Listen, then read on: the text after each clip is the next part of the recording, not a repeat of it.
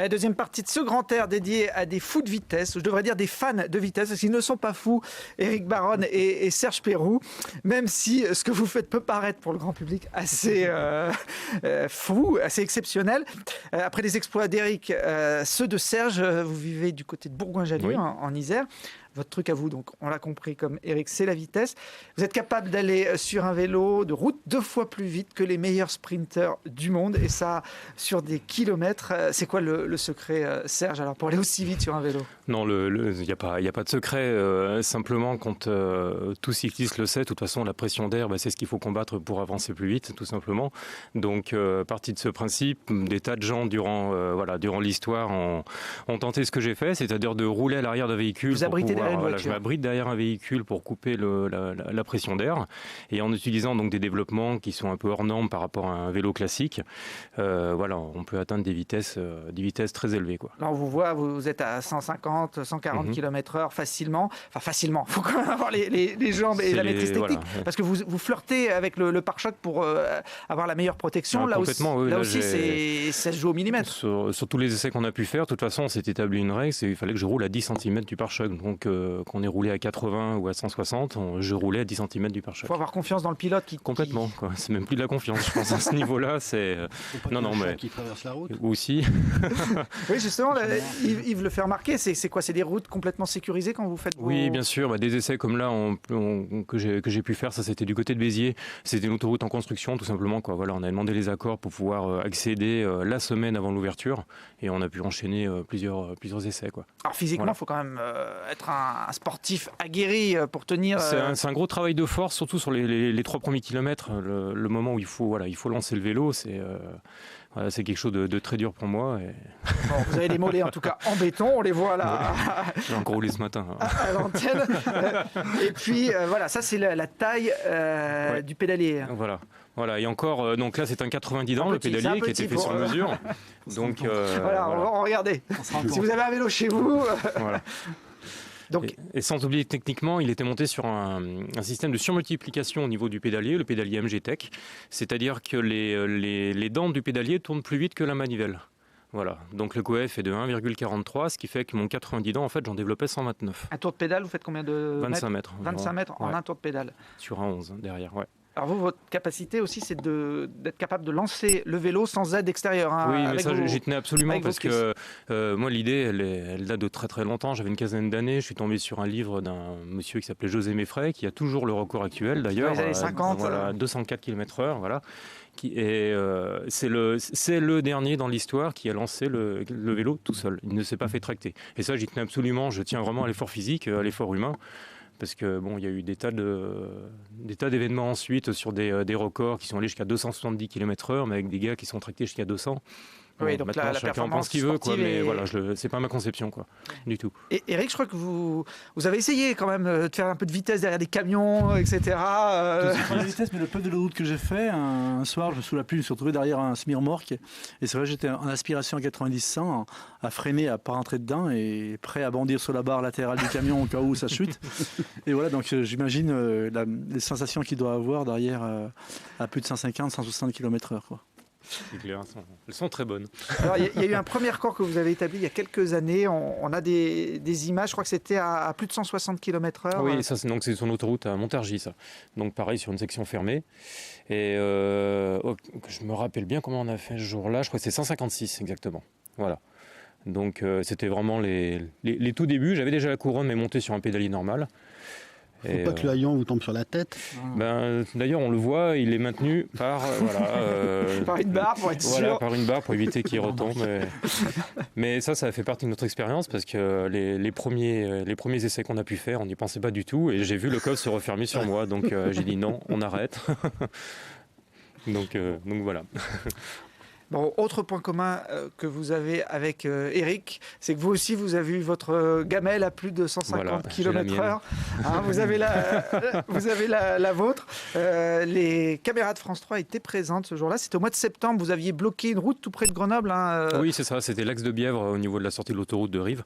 Donc j'avais eu l'accord, et je les remercie encore, du Conseil général. J'avais donc 2 heures un dimanche matin pour faire cette tentative. Alors vous l'avez faite et on va regarder comment elle s'est terminée. Dernière tentative, Serge a changé de véhicule, repris celui avec lequel il a l'habitude de se lancer, mais ça n'était pas son jour.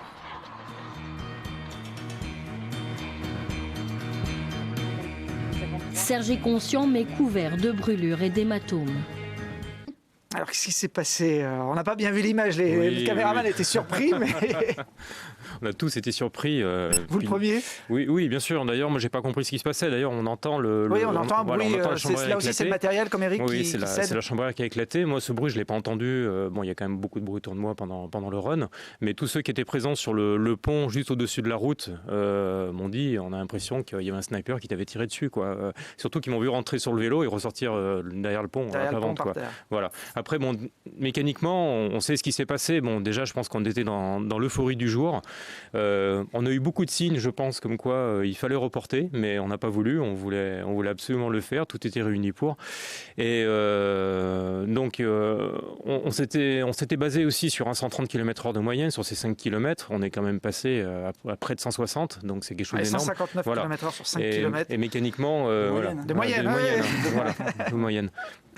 Donc mécaniquement, on n'était pas prêt. Et ce jour-là, donc, on utilisait des pneus, et bien qu'ils soient renforcés, même au niveau des chambres à air. À mon premier coup de frein dans la zone de décélération, en fait, ce qui s'est passé simplement, mon coup de frein a freiné la jante, mais n'a pas freiné le pneu ni la chambre à air, et ça m'a sectionné la valve de la chambre à air. Qui a explosé. Voilà. Chute impressionnante à cette vitesse-là. Comme Eric, vous êtes aujourd'hui sur le plateau en bonne forme. On garde quand même des séquelles, notamment dans la tête de ce genre Non, pas trop. Je l'avais bien intégré, comme quoi ça faisait partie du jeu. Bon, peut-être que l'expérience du ski de vitesse pendant 15 ans m'a bien aidé aussi. Je suis tombé une fois et on n'a qu'une envie, c'est de s'en remettre rapidement, quoi. Et là, c'est ce qui s'est passé. Bon, j'ai eu une fracture cervicale, je suis resté immobilisé presque 3 mois. Mais voilà, j'avais qu'une envie, c'était de remonter sur le vélo, quoi. Ce que j'ai fait depuis. J'ai plus de 5000 km depuis janviez. Voilà. Pas 5000 km à 150 à l'heure. Non, sur un vélo tout à fait classique.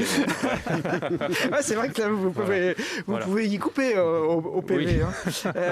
Il y a un site internet également pour suivre l'actualité de Serge Peyroux. Il y a des records, vous avez encore des projets là-dessus ou pour l'instant? Non, pour l'instant, c'est plutôt en stand-by. Bon, j'ai encore, on parle de séquelles, j'ai encore une épaule qui me gêne un peu et j'aimerais bien me remettre d'aplomb complètement.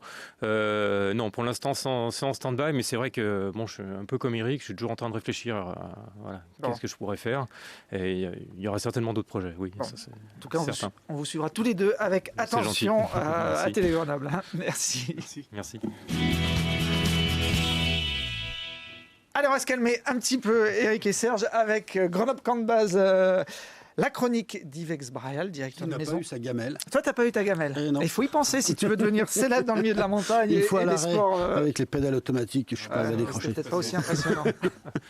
Allez, il y a quelques semaines, s'est tenu à Grenoble le salon de l'aménagement durable de la montagne. On en voit quelques images. Un événement important qui a lieu tous les 2 ans à Grenoble et qui, pour 2012, a tenu toutes les promesses de regroupement. Oui, tout à fait.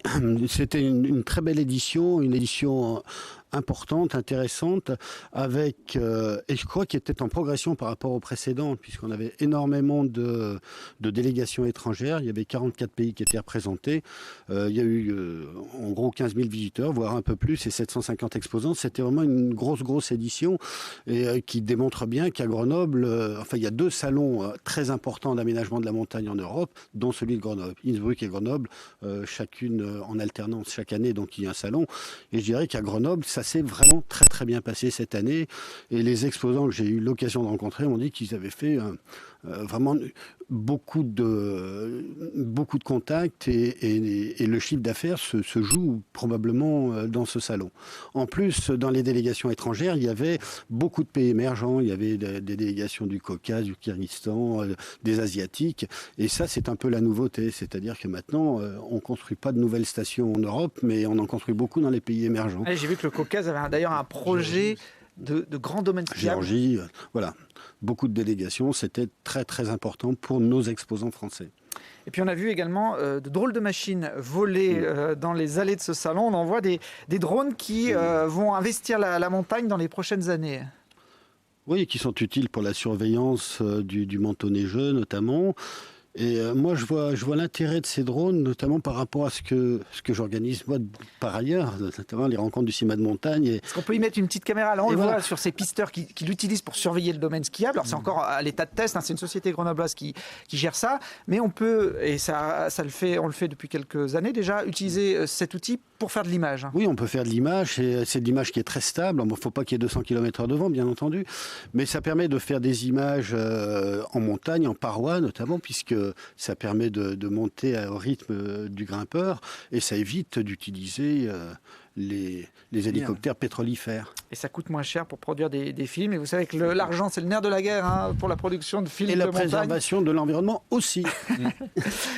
Un dernier mot là-dessus, justement. Prochain grand rendez-vous à la rentrée en novembre, ce sera les rencontres du cinéma de montagne. Oui. Mais en ce moment, vous êtes en train de réfléchir avec le fonds que vous avez créé pour aider la production de films de montagne. Oui, ça c'est très important, puisque très peu de réalisateurs vivent du cinéma de montagne. Si on n'a pas un autre métier à côté, c'est assez compliqué. Donc on a créé l'an dernier le fonds d'aide au cinéma de montagne, le FODACIM, avec différents partenaires, la ville de Grenoble bien entendu, mais aussi un certain nombre d'équipementiers, plus la région Rhône-Alpes, la Banque Populaire, la Fédération des clubs alpins. Donc tout ce petit monde s'est mis ensemble pour apporter des fonds à des productions de films de montagne, outdoor et montagne. Voilà, donc on est en plein dedans. Pour l'an dernier, on a pu aider sur 2011 8 films, et je pense que selon le budget qu'on va voir, il y a des souscriptions du public qui vont être appelées très prochainement. J'espère qu'on arrivera à en financer 10, 12, 20, 30 et que ça deviendra le Fonds national d'aide au cinéma de montagne avec d'autres régions, d'autres villes, d'autres partenaires et énormément de public qui nous aidera. Très bien. Eh ben merci Yves de ces infos concernant les actions de la ville de Grenoble. Merci à Eric et à Serge. Bonne route à tous les deux sur vos pistes respectives. Est-ce qu'on a le temps de terminer en images cette émission Grand Air? Oui, on me dit. Donc on va se quitter avec d'autres images spectaculaires. C'était à La Plagne juste avant la fin de la saison, le Urban Plagne Festival. Histoire de mêler le mobilier urbain et ces jeunes riders qu'Yves Exbraya admire tant. Voilà quelques images pour vous dire au revoir. On se retrouve très prochainement pour d'autres aventures.